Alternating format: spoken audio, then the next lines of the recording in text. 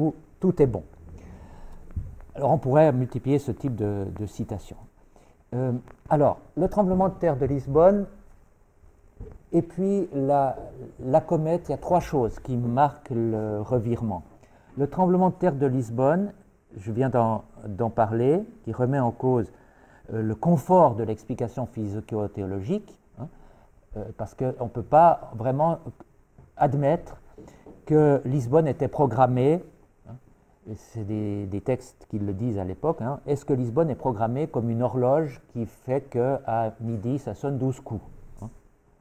Est-ce qu'on peut penser le tremblement de terre de Lisbonne de la même manière, par analogie avec une horloge? Et là, évidemment, on commence à douter.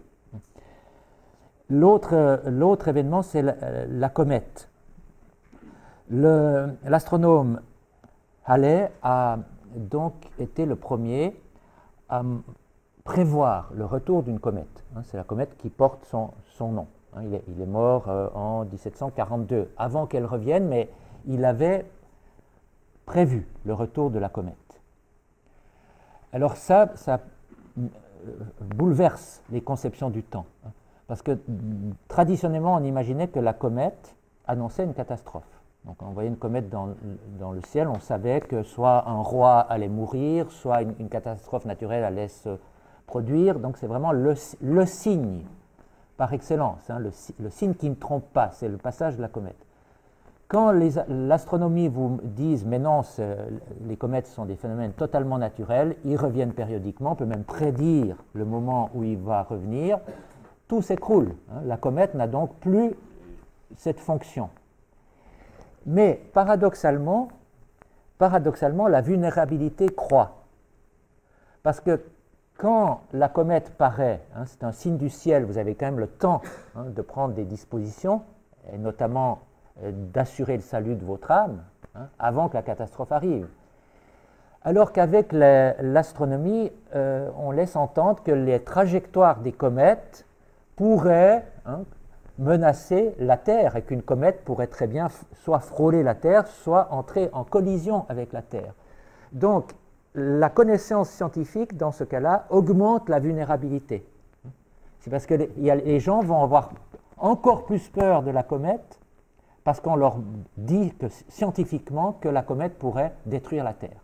Et c'est pourquoi, lors du passage de la comète de Halley en 1910, vous aviez dans toute l'Europe, ici à Paris aussi, les gens dans les rues, pendant toute la nuit, en train d'attendre le passage de la comète dont on avait dit qu'elle allait passer tellement près qu'elle pourrait balayer la Terre.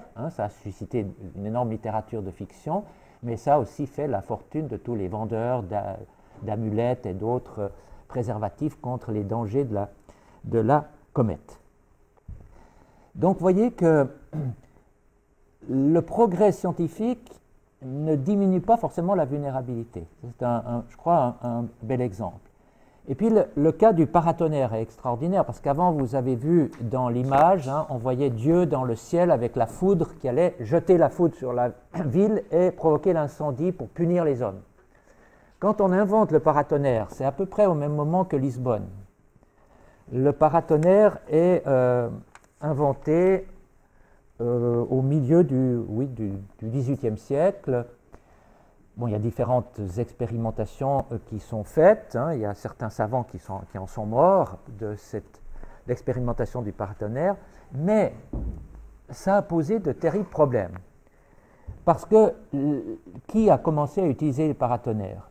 Les gens éclairés ont mis sur leur château des paratonnerres, et ensuite on en a très rapidement mis sur les églises aussi, les paratonnerres, si bien que la foudre épargnait les châteaux et les églises, mais la foudre continuait à tomber sur les maisons du voisinage.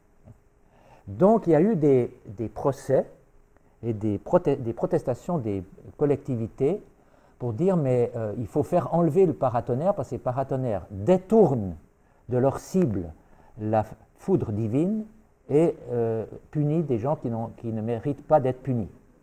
Et là, je vous donne un exemple d'un procès célèbre en 1783, dont l'avocat de celui qui avait installé un paratonnerre sur son château n'est autre que Robespierre, qui n'était pas du tout connu à cette époque-là.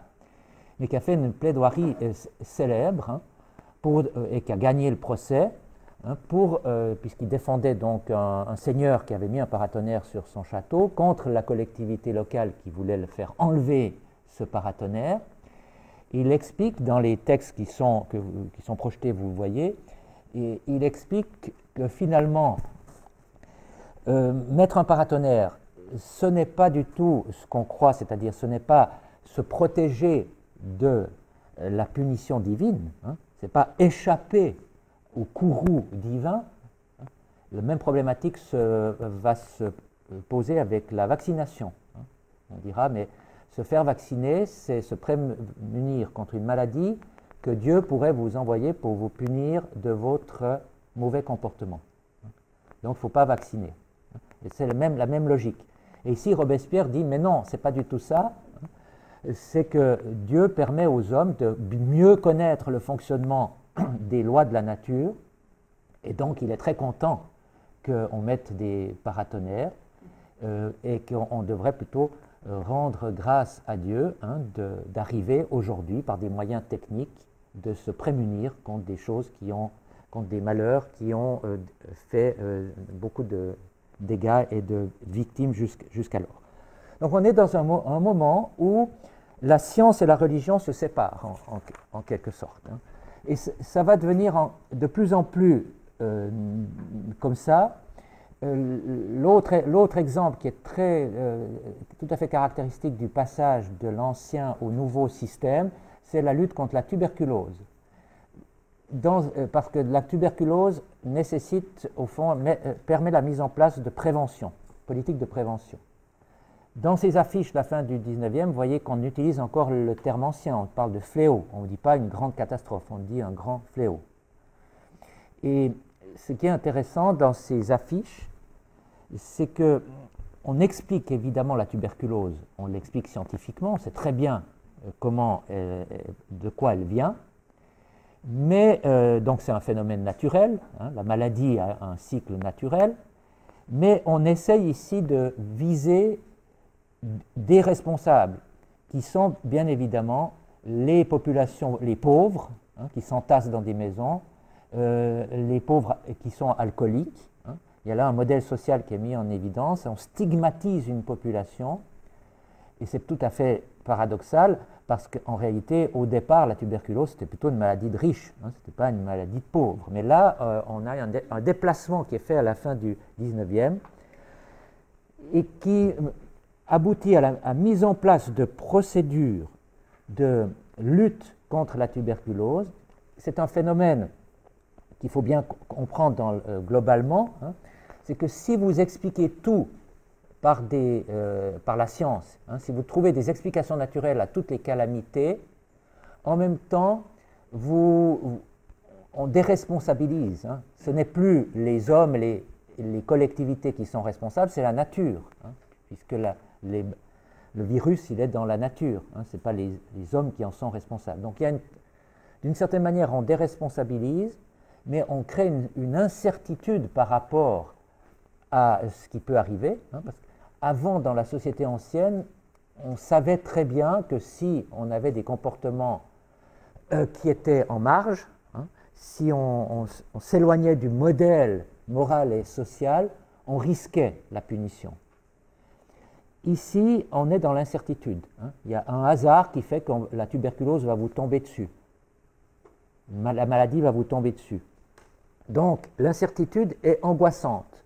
Et pour réduire l'incertitude, on a besoin de la collectivité. Donc, c'est le début du rôle de l'État dans la politique de santé. Hein. L'État va donner des réponses, l'État va nous préserver d'un certain nombre de risques, sans parler de la société assurantielle, hein, qui se développe à partir du 19e siècle. Les assurances vont vous permettre, hein, de réduire l'incertitude et le risque par rapport à qu'un malheur vous tombe dessus. Ce modèle marche très bien, on pourrait le développer longuement. Il marche très bien si on regarde par exemple les incendies, hein, puisqu'on a parlé avant des incendies. Les incendies, c'est clairement une catastrophe qui disparaît quasiment au 19e siècle. Le diagramme montre le nombre d'incendies de villes en Angleterre du XVIe au XXe siècle. Parce que c'était quelque chose qui arrivait assez fréquemment, disons, une ville avait la possibilité de brûler entièrement 1 ou 2 fois par siècle, dans les temps anciens. C'était une calamité, une catastrophe qui était attendue, 1 ou 2 fois par siècle. Et vous voyez que ce risque disparaît quasiment. Il n'y a plus de grands incendies de villes, sauf exception, à partir du milieu du XIXe siècle. C'est donc qu'on a réussi à mettre en place une politique de prévention grâce à toutes sortes de techniques, je parle des techniques architecturales ou des moyens d'éteindre le feu qui sont beaucoup plus efficaces à partir du XVIIIe siècle avec des pompes perfectionnées, des lances sous pression, etc. Donc on a des moyens de lutter contre les incendies, alors qu'au XVIe, on n'avait aucun moyen de lutter contre ces grands incendies. Et c'est bien la preuve que ce mode de fonctionnement est performant. Alors vous voyez le schéma qui rend compte de ça. Dans ce nouveau modèle, les catastrophes, quand elles arrivent, qu'elles soient naturelles, qu'elles soient industrielles, là, il faudrait aussi expliquer qu'il y a des nouveaux types de catastrophes qui sont des catastrophes dues à l'activité humaine et des catastrophes industrielles. Si elles arrivent, ces catastrophes sont dues au hasard, à la malchance, au dysfonctionnement des systèmes, etc. Face à cet événement, il faut avant tout reconstruire, remettre en fonctionnement ce qui existait auparavant et qui était bien, et qui fonctionnait bien. Revenir à l'état normal, si vous voulez. Et puis, tenir compte de l'expérience pour se prémunir encore plus contre le retour de l'actualisation de cet aléa.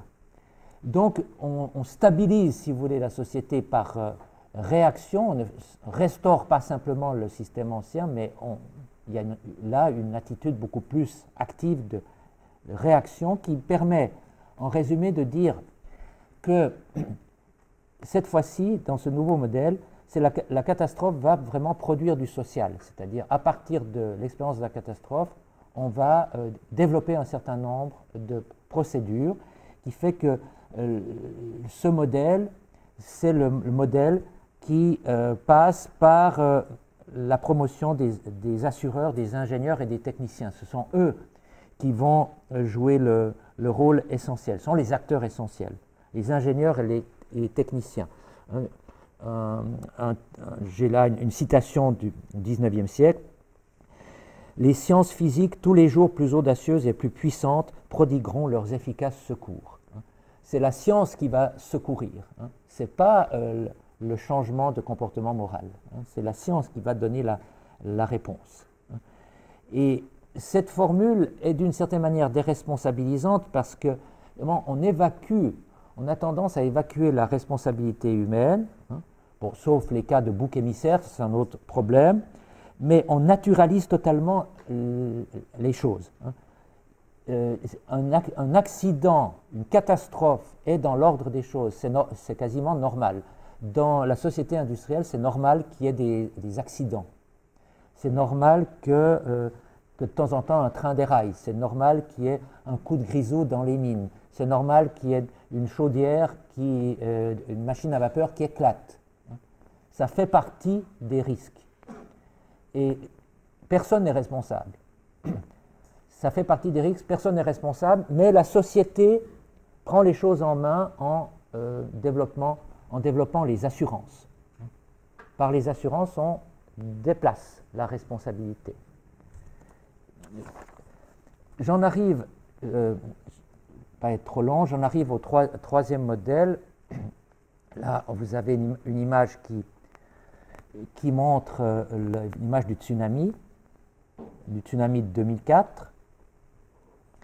Alors là, on va revoir dans ce troisième modèle les fonctionnements des modèles précédents, évidemment, enrichis et dans un contexte un peu différent.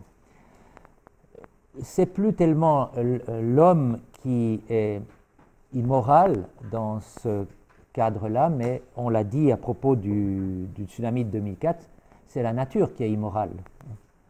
parce que dans un univers paradisiaque comme celui-là, hein, ce beau temps, ces belles plages, c'est complètement immoral pour la nature de venir détruire cette végétation et ces paysages paradisiaques. On a déjà dit ça au début du XXe siècle, hein, lors des éruptions de la montagne Pelée à la Martinique. On a déjà dit ça, que la nature avait été immorale, parce que à la Martinique, avec sa végétation, son paysage exotique, la beauté de ses habitants, c'est vraiment totalement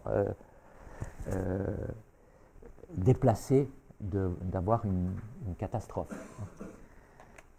Alors face à cette société du risque, postmoderne, évidemment, elle a beaucoup à faire avec la prise de conscience du risque de s'auto-détruire complètement. Et c'est vrai que les guerres mondiales ont joué un rôle assez essentiel dans cette évolution, dans cette ouverture, si on peut dire. Et là, il faudrait analyser la peinture, la littérature, déjà Première Guerre mondiale, mais aussi évidemment Deuxième Guerre mondiale, où la guerre est présentée comme une catastrophe, d'abord, hein, ça ne va pas de soi, hein, parce que dans les sociétés anciennes, la guerre n'est pas forcément perçue comme une catastrophe. Là, manifestement, la guerre, c'est la catastrophe la plus terrible qui puisse arriver, et même elle est comparée à l'Apocalypse, avant même qu'il y ait l'utilisation de la bombe nucléaire. Hein, dans la peinture avant la guerre et pendant la guerre, il y a très souvent ce motif de l'Apocalypse qui est... Et je le montre par le triptyque de Hans Grundig, qui est une œuvre assez étonnante. Bon, là, je n'ai pas de bonne image, mais c'est un triptyque, on ne voyait rien, mais c'est une peinture des années 30 qui reprend évidemment les motifs des retables de Grunewald de la peinture ancienne. Et dans la peinture allemande, il y a très souvent ça. On reprend le triptyque, mais avec des scènes actualisées comme celle que vous avez ici à droite, hein, qui veut représenter la catastrophe qu'est le nouveau Reich allemand. Et on est avant la guerre. Hein. Inutile de vous dire que le peintre, il n'a pas fait de vieux os, hein, dans ce pays, mais c'est quand même tout à fait symptomatique. Hein, cette idée que l'homme est responsable de l'apocalypse. Hein. L'apocalypse, ce n'est pas quelque chose d'extérieur, mais c'est quelque chose d'intérieur à l'humanité. Hein. Et vous citiez tout à l'heure l'obsolescence de l'homme de Günther Anders, c'est tout à fait ça, c'est l'idée que nous sommes des morts en sursis. Hein. Et tout peut s'écrouler du jour au lendemain. Donc il faudrait prendre le temps, évidemment, d'expliquer quelles sont les différentes inflexions, comme on les a vues tout à l'heure. Les inflexions, c'est sans doute la bombe atomique. Et puis après, ça va évoluer, cette perception holocidaire, avec l'arrivée du thème de la catastrophe climatique, hein, qui entre qui est utilisé par les médias. Ce mot de catastrophe climatique est utilisé pour la première fois dans les médias en Europe en 1986. Hein, c'est même très précisément une couverture du Spiegel qui a employé le terme climat-catastrophe, qui avait échappé à des scientifiques à ce moment-là, puis immédiatement l'hebdomadaire a utilisé cette expression, alors que dans le scénario des scientifiques, il ne s'agissait pas tout à fait de cela, même s'ils évoquaient déjà à ce moment-là tout ce que nous savons, nous, aujourd'hui, fort bien sur l'effet de serre, et le CO2, etc., etc. Et donc il y a cette inflexion que montrent ces deux couvertures de magazines, entre une période où on était persuadé que le climat allait se refroidir, notamment à cause du risque nucléaire, hein, parce que pendant longtemps on a pensé que le risque nucléaire, c'était de faire disparaître la vie à la surface de la Terre à cause de la chute des températures, hein, ce qu'on voit encore dans des films catastrophes aujourd'hui, la chute des températures à cause de cette chape de poussière qui allait empêcher les rayons du soleil d'arriver sur la Terre. Et puis voilà que brusquement, dans les années 80, on change complètement la thématique et qu'on oublie l'idée du refroidissement climatique pour insister sur le réchauffement climatique. C'est très intéressant du point de vue, évidemment, de l'histoire des sciences.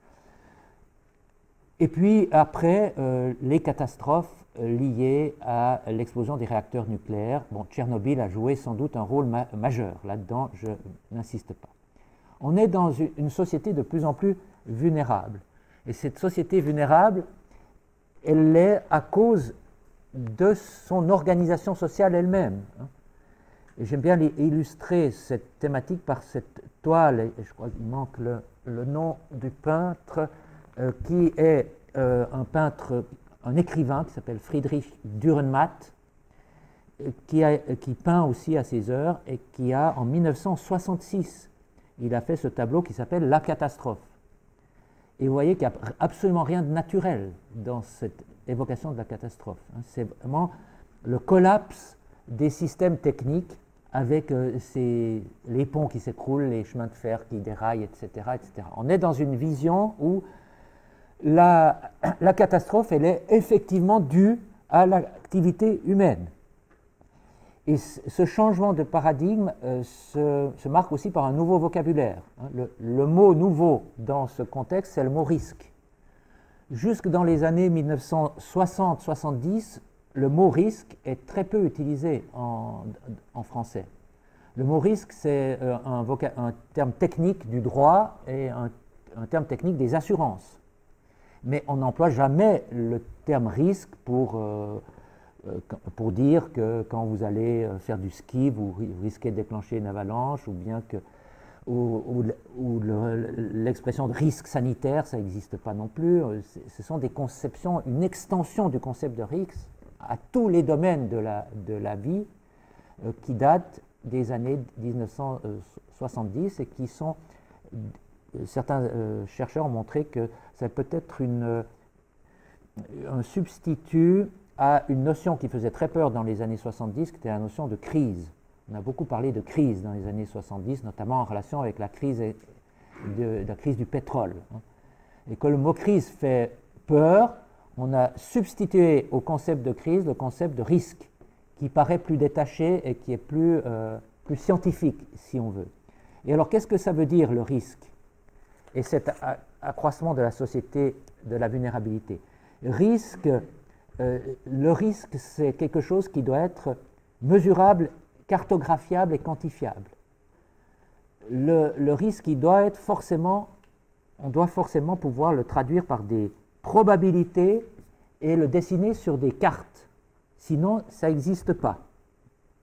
Et on le voit bien aujourd'hui avec la question des zones de construction dans les zones dites à risque. Il y a des gens qui construisent des maisons dans des endroits absolument improbables, dans les Alpes, dans des régions où les avalanches sont fréquentes, voire même sur les flancs des volcans. Et puis, si vous regardez les cartes des risques qui sont faites par les organismes responsables, on voit que les cartes des risques, les zones rouges, n'englobent pas ces territoires, parce qu'il y a des intérêts économiques quand même considérables. Et donc les gens sont persuadés que s'ils ne sont pas dans la zone rouge, ils ne risquent rien. Et c'est complètement faux, parce qu'on s'aperçoit que de temps en temps, il y a quand même des catastrophes dans ces zones dites soi-disant sûres. La même chose avec les probabilités. On vous dit la probabilité d'une inondation majeure, c'est une probabilité centenaire. Il y a des crues centenaires. C'est arrivé ici dans la région de Dresde, qui a été donc inondée en 2002. Et là, on a dit c'est la crue centenaire. Donc les gens ont compris que, puisque c'est la crue centenaire, et on était tranquille pour 100 ans. Mais seulement c'est revenu en 2013. Et là, en Allemagne, c'était très intéressant de voir justement que dans certaines collectivités, on avait pris des mesures tout à fait importantes après la crue de 2002, et ces villages ont été protégés. Et Dresde elle-même n'a pas été tellement autant détruite, même si la crue de 2013 est plus importante. Si bien qu'on se dit maintenant, 2013 c'est peut-être la crue du millénaire. Hein. Et parce que une crue semblable n'avait plus eu lieu depuis 1511, si je ne me trompe pas. Alors là, on a cette question des probabilités. Hein. Une catastrophe doit être définie par un seuil de probabilité. On vous dit, si vous habitez près d'une centrale nucléaire, vous savez que les centrales nucléaires sont conçues pour résister à des risques majeurs qui peuvent arriver tous les 10 000 ans, une fois tous les 10 000 ans. C'est les prescriptions de sécurité. Mais souvent, ça arrive quand même de temps en temps. Et il ne faut pas être là au mauvais moment. Mais ça met dans l'opinion l'idée que tout est sous contrôle, hein, comme on dit, et qu'on va forcément y échapper. Et c'est un des effets pervers du principe de précaution. J'arrive bientôt à la fin, on en parlera peut-être dans la discussion. Ce principe de précaution qui est apparu comme étant la panacée, qui est aujourd'hui complètement de nouveau remise en cause. Hein. Et la France est quand même un modèle de ce point de vue-là, puisque c'est le premier pays qui a introduit le principe dans la législation déjà en 1995. Hein. Mais on en revient. Alors le système, il fonctionne comme ça. Les sociétés post-modernes sont extrêmement vulnérables. La vulnérabilité est croissante. Et face à cette vulnérabilité croissante, on est dans l'incertitude totale. On ne sait pas ce qu'il faut faire. On ne peut pas prévoir.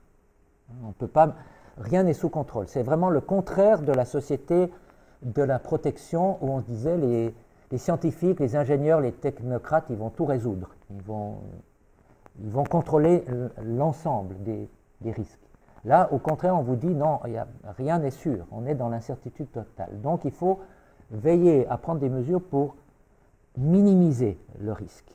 C'est ce que j'appelle la gestion réflexive et proactive.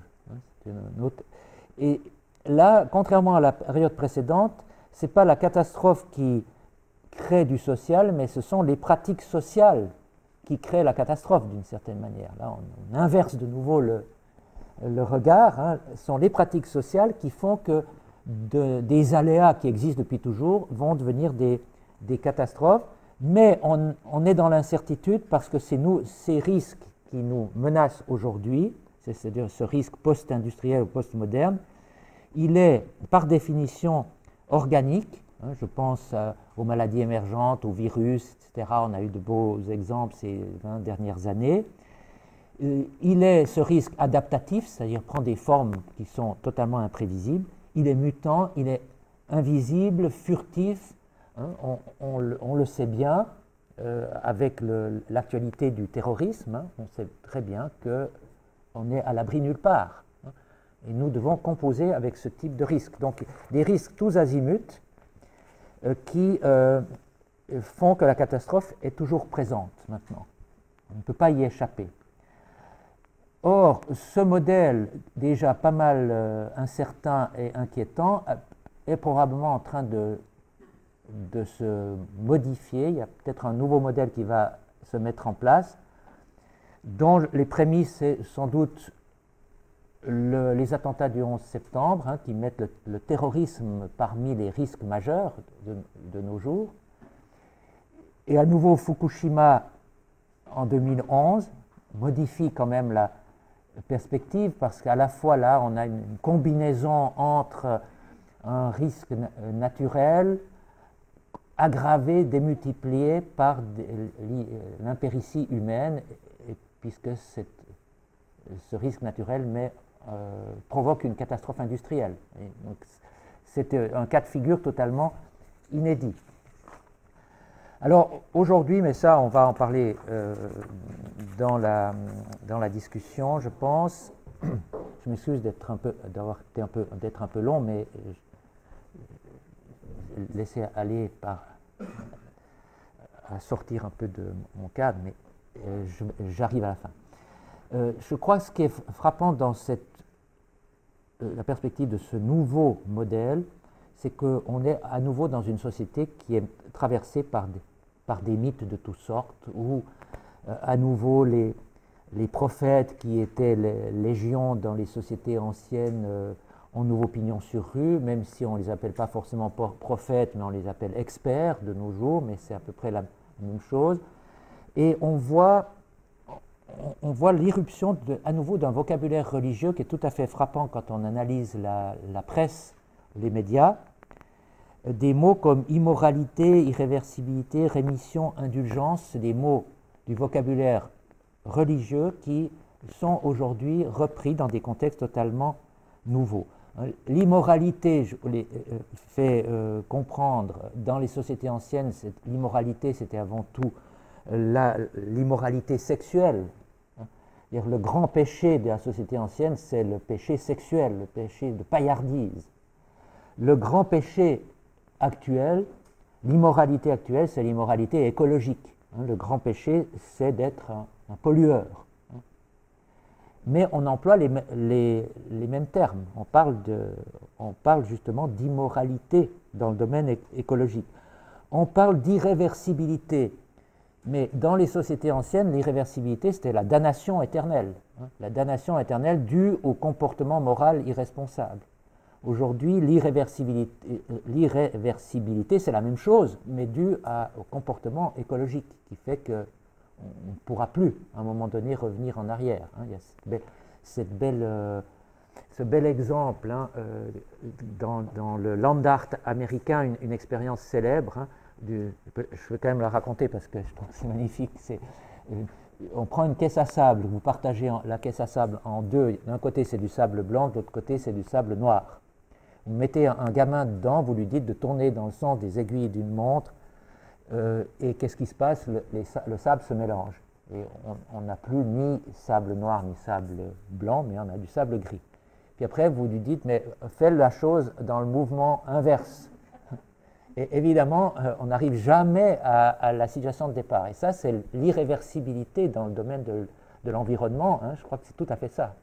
Et c'est une belle image. Donc, et puis les indulgences, je croyais que c'était une expression qu'on n'utilisait plus, mais on la retrouve maintenant dans la presse en disant que si vous achetez par exemple des quotas d'émissions de CO2, en fait ce sont des sortes d'indulgences environnementales. Je trouve ça assez extraordinaire. Il y a des dispositifs techniques qui sont là pour pardonner les erreurs humaines. On emploie de nouveau l'expression de pardon. Donc on est de nouveau dans un monde rattrapé, si vous voulez, par ce qu'on considérait pendant longtemps comme des comportements totalement qui étaient déraisonnables. Et maintenant, je pense que ce sont les sociétés, on a parlé tout à l'heure de l'immoralité de la nature qui intervenait dans des paradis exotiques. Aujourd'hui, ça se transforme, c'est l'activité de l'homme qui est totalement immorale, et si un déluge arrivait, peut-être que les animaux, ils feraient exactement le contraire dans l'histoire de Noé, c'est les animaux qui partiraient avec l'arche en laissant les hommes en rade et pas l'inverse. J'aime bien cette caricature qui est parue dans un journal allemand en 2004. Donc, si vous voulez, le modèle que je viens de présenter, il est en train de bouger. À la place de la vulnérabilité croissante, il faut faire monter les incertitudes à ce niveau-là. À la place des incertitudes, il faut peut-être mettre maintenant résilience. Et puis à la place de vulnérabilité croissante, une capacité peut-être d'action responsabilisante. Je crois que la résilience dont on parlait tout au début, et cette fois je promets que je termine, la résilience dont on parlait tout au début, c'est ça, c'est que nous sommes dans un monde où on ne sait plus où est le risque et quels sont les dangers. Donc on doit se préparer à une sorte de guerre, une guerre permanente contre où il n'y a pas d'ennemi, on ne sait pas qui est l'ennemi. On doit être sur pied de guerre sans savoir qui est l'ennemi. C'est-à-dire que les situations normales, c'est justement d'être dans l'incertitude et qui nous oblige à être en guerre permanente. La vie normale, c'est une vie qu'on essaie sans cesse de rattraper. Et c'est donc, on vit dans un système de situations incertaines permanentes, Et c'est cela qui introduit le concept de résilience. C'est-à-dire, le concept de résilience, c'est d'essayer de mettre en place des mécanismes, des ressources qui permettent de nous confronter en permanence à la catastrophe. C'est-à-dire, nous devons être en permanence capables de surmonter des traumatismes, quels qu'ils soient, dans la durée. Et ça, c'est quand même à la fois, c'est une attitude plus responsabilisante parce qu'on essaye de mobiliser maintenant l'ensemble de la société civile, et c'est plus seulement les gouvernements, les institutions, les experts, les techniciens et les ingénieurs, mais c'est toute la société civile qui est mobilisée pour développer justement des ressources qui permettent de vivre quand même dans une certaine, si possible, dans le plus de quiétude possible. Voilà, cette fois je termine. Merci.